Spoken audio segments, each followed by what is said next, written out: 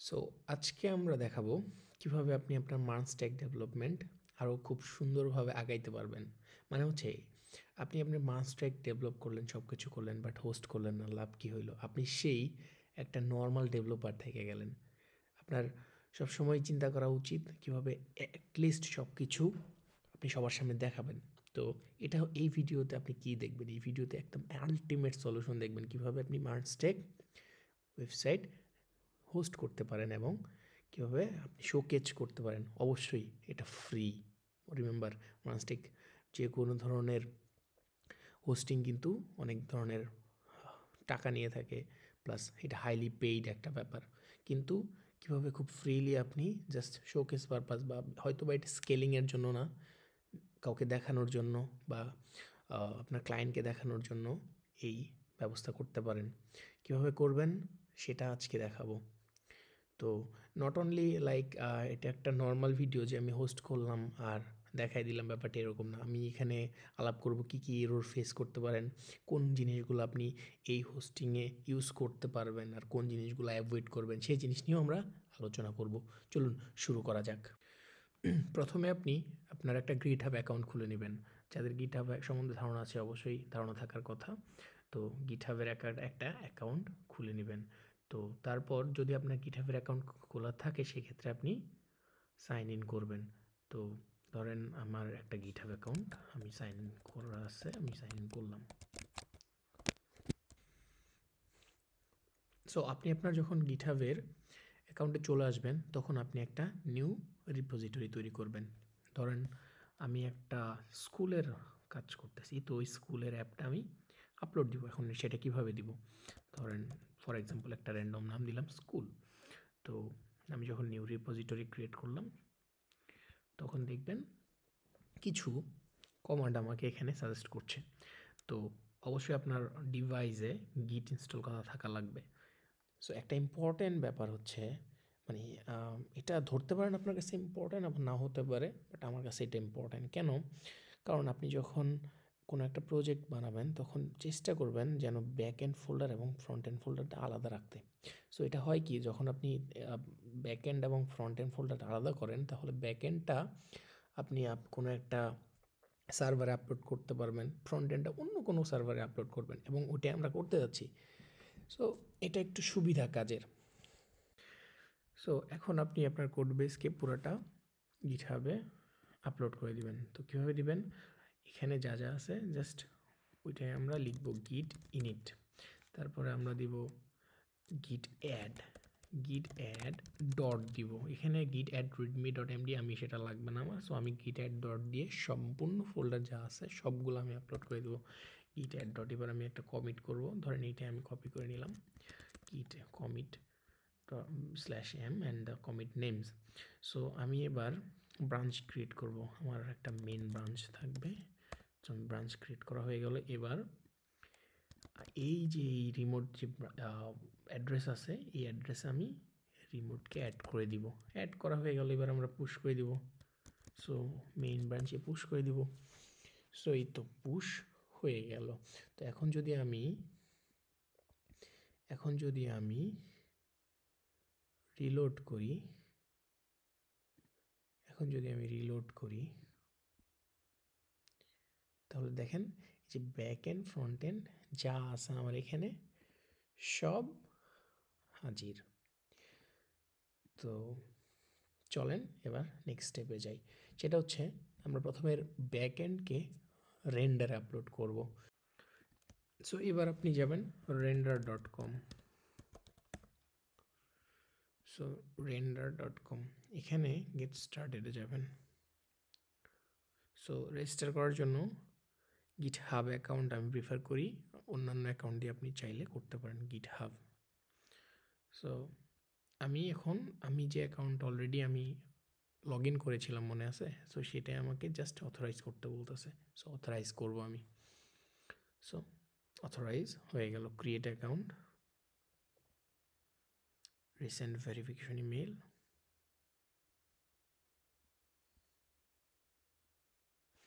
So আমি এবার ইমেইলে যাব।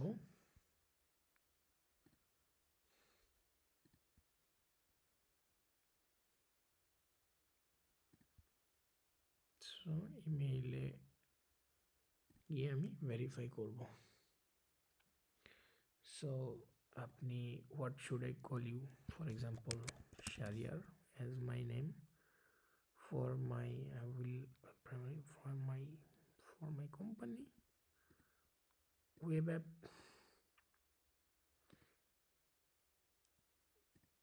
এটা আপনি যেটা আছে সেটা দিতে পারেন। সো আপনি আপনার ওয়ার্ক স্পেসে আসলেন, এবার নিউতে ক্লিক করবেন, ওয়েব সার্ভিসে যাবেন, কানেক্ট কোনটা করবেন, অবশ্যই গিটহাব। সো আমি আমার অ্যাক্সেস দিয়ে দিব গিটহাব। এই যেগুলা আমার ওখানে ছিল, যে রিপোজিটরিগুলো আমার ওখানে আছে, স্কুল নামের আমি একটা রিপোজিটরি খুলেছিলাম। সো এই স্কুল নামের রিপোজিটরিতে আমি ক্লিক করব, কানেক্ট দিব।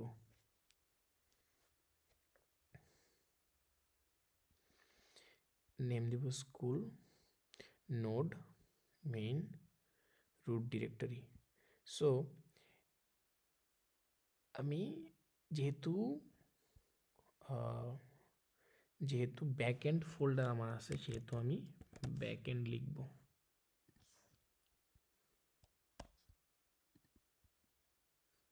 ./backend।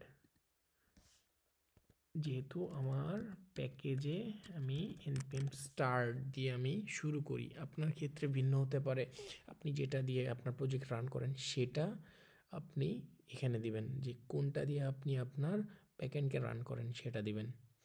সো যেহেতু ব্যাকএন্ড ফোল্ডার আমার আলাদা করা, সেহেতু আমি ব্যাকএন্ড দিলাম, এবং ব্যাকএন্ডের ভিতরে গিয়ে আমি npm start দিব, যেভাবে আমি লোকালি রান করতাম। সো আমি ফ্রিটা নিব। এবার এনভায়রনমেন্ট ভেরিয়েবল, আচ্ছা আপনি যেহেতু মার্নস্টেকে কাজ করেন, আমি বিলিভ করি যে আপনি এনভায়রনমেন্ট ভেরিয়েবল সম্বন্ধে জানেন, যেটা ইএনভিতে থাকে। সো আমি আমার এনভায়রনমেন্ট ভেরিয়েবল যা আছে সেগুলো আমি একটা ফর্মে দিয়ে দিব। সো এখানে সব চলে আসছে।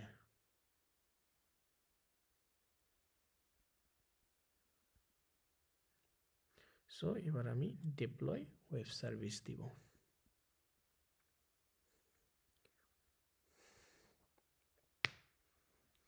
বিল্ডিং হতে একটু টাইম লাগবে।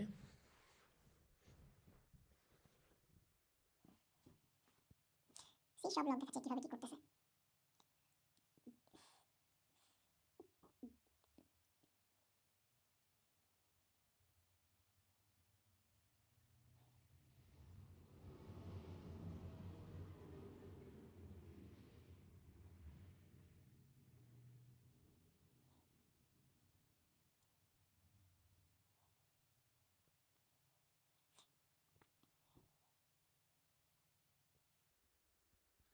সো এটা আমার লাইভে চলে গেছে। এই যে your service is in live, এটা আমি কীভাবে চেক করব? এই যে স্কুল /something on render.com, এটাতে আমি যদি যাই, তাহলে দেখেন আমার যে একটা মেসেজ রাখছিলাম, মনে আছে সার্ভার ক্রিয়েট করার সময় আমরা কোনো একটা মেসেজ রাখি যে সার্ভার রান হচ্ছে কিনা, তো এই যে ব্যাকএন্ড ইজ রানিং। তো এই ইউআরএলটা অনেক ইম্পর্টেন্ট, এই ইউআরএলটা মাথায় থাকবে যেন। এই ইউআরএলটা দিয়ে আমরা, এটা হচ্ছে আমাদের ব্যাকএন্ড ইউআরএল, যেটার মাধ্যমে আমরা ফ্রন্ট এন্ড দিয়ে হিট করব, এটা যেন মনে থাকে। সো এবার আমরা ভার্সেলে যাব।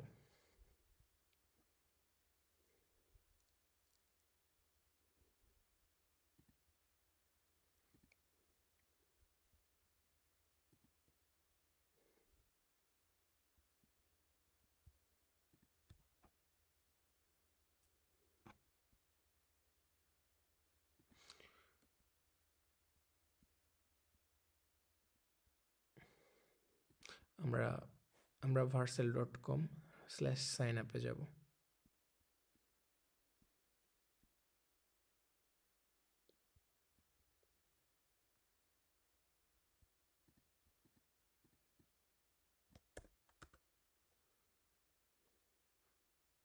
এবার আমরা ভার্সেলে যাব। সো সাইন আপে যাব, I am working for personal project, your name Shahriar, connect to the GitHub.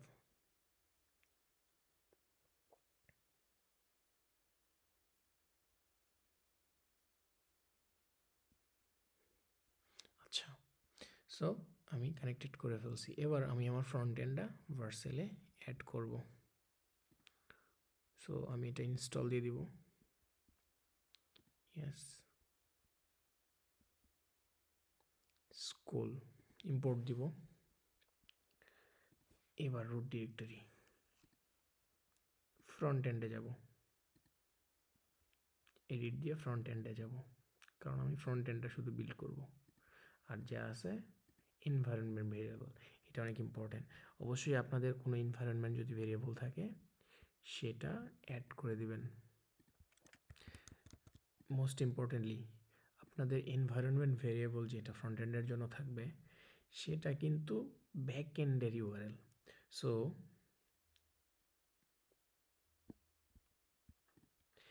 এই এনভায়রনমেন্ট ভেরিয়েবলটা হবে সেটা যেটা একটু আগে আপনি রেন্ডারে আপলোড করলেন, যে ব্যাক এন্ড সাইডটা রেন্ডারে আপলোড করলেন, ওই রেন্ডারের যে ইউআরএল থাকবে সেই ইউআরএলটা এখানে বসবে। এই যে এখন যেটা আমি মাত্র দিলাম 5001, এটা কিন্তু কাজ করবে না।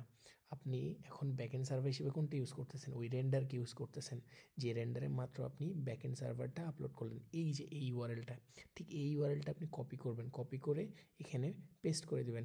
পেস্ট করার পর দেখবেন আবার আপনি যদি পাশে এপিআই ইউজ করে থাকেন, ওই এপিআই কিন্তু এখানে দিতে হবে।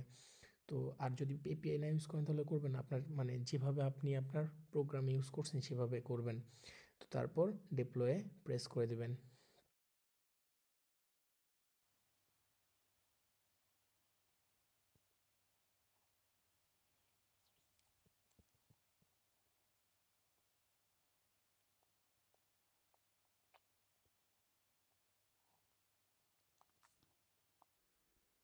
কন্টিনিউ টু ড্যাশবোর্ড, আমার এটা বিল্ড হয়ে গেছে। এখন আমি কিভাবে দেখব? এই যে দেখেন আমার এটা চলতেছে, হ্যাঁ, কিন্তু এখানে একটা ইন্টারেস্টিং ব্যাপার আছে। আমি যদি লগ ইন করতে যাই, আমাকে লগ ইন করতে দিবে না।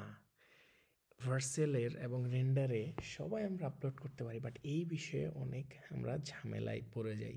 সেখানে হচ্ছে আপনি যদি কনসোলে যান তাহলে দেখবেন যে এই যে ব্যাকএন্ড যে ইউআরএল হচ্ছে ফ্রম অরিজিন, এই URL has been blocked by the CORS. এই প্রবলেমটা খুবই কমন এবং এটা খুবই মাথা ঘোরানোর প্রবলেম। এটার খুবই একটা সিম্পল সলিউশন আছে, সেটা হচ্ছে আপনি যখন আপলোড দিলেন, আমি কিন্তু ইচ্ছা করে এটা দিইনি কারণ আমি দেখাতে চাচ্ছিলাম যে এররটা আসে। তো আপনি যখন আপনার ভিজুয়াল স্টুডিও কোডে যাবেন তখন দেখবেন আপনার সার্ভারে হয়তো বা এইগুলো আমি দেওয়ার কারণে আছে, বাট এই এই যে এইগুলা কোর্স অপশন, এই জিনিসগুলো নর্মালি থাকে না, না থাকা অবস্থায় আমরা আপলোড করে দিই। বাট আমাদের কি করা উচিত? আপনি আমার কোডটা পুরোটা দেখেন। সো প্রথমে আমি কোর্সকে আনছি, ইম্পোর্ট করছি কোর্স থেকে। যদি আপনার ইনস্টল করা না থাকে কোর্স আনবেন, ইনস্টল করে নেবেন npm ইনস্টল কোর্স।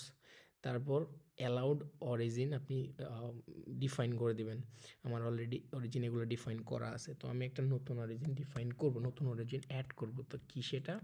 আমার যে এই অ্যাপটা আছে, এইটা যেটা জেনারেট হয়েছে, মানে এটা যেটা আমাকে ভার্সেল দিছে যে এই অ্যাপে আপনি ফ্রন্ট এন্ডটা পাবেন, তো সেটা আপনি দিয়ে দিবেন এখানে।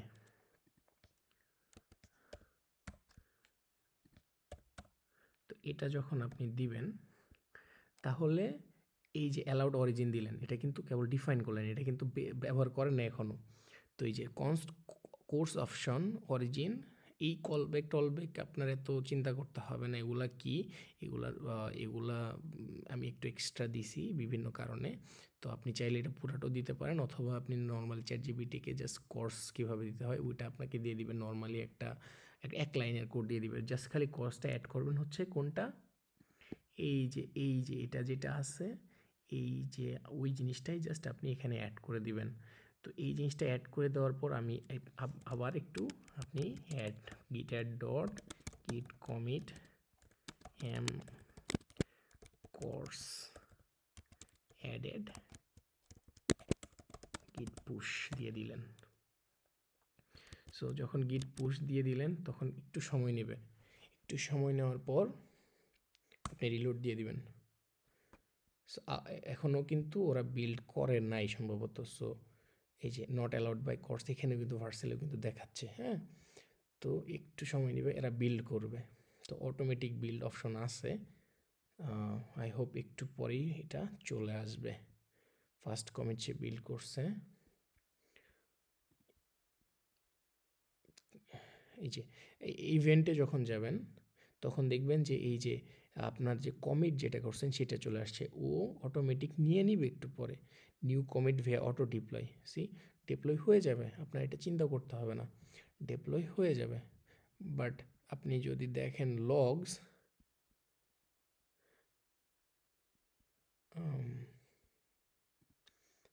আমি ডিপ্লয় চাপ দিয়ে দিব, তাহলে কি হবে, ডিপ্লয় বিল্ডিং, দেখেন বিল্ডিং চলে আসছে। সো এটা চলে আসবে অটোমেটিক। আর যদি অটোমেটিক নাও হয় আপনি ডিপ্লয়ে ক্লিক করে দিবেন।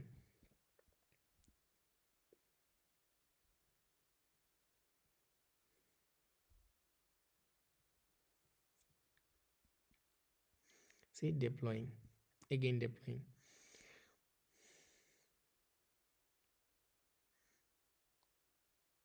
Oh,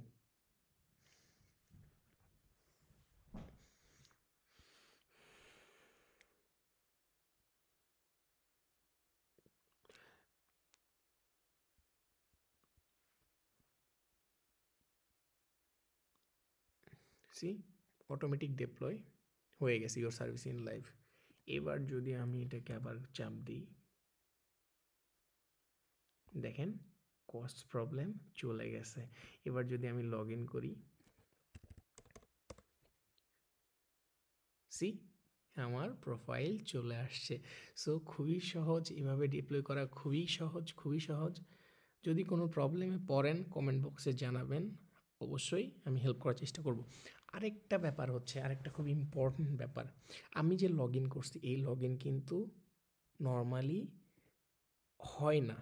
কীভাবে হয় না, আমরা নর্মালি একটা খুবই সুন্দর সাজেশান দিই, সেটা হচ্ছে আমি যদি আমার কোড বেজে যাই, আমার যে অথেন্টিকেশন সিস্টেম, সেই অথেন্টিকেশন সিস্টেমটা কিন্তু লোকাল স্টোরেজে করা। কিন্তু নর্মালি হয় কি, অথেন্টিকেশন আমরা কুকিজ দিয়ে করি।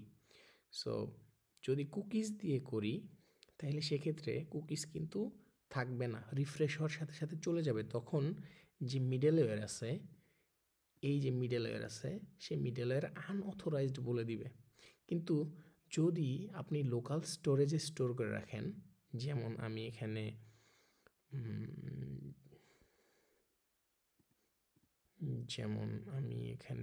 একটা ইনস্ট্যান্স ক্রিয়েট করেছি, সেটা হচ্ছে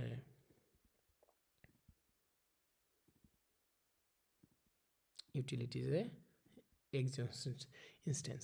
তো এটাতে আমি কি করেছি, টোকেনটাকে লোকাল স্টোরেজে রেখে দিয়েছি, এবং যখন আমি টোকেনটা পাঠাচ্ছি তখন ব্যারিয়ার হিসেবে পাঠাচ্ছি, হেডার হিসেবে পাঠাচ্ছি।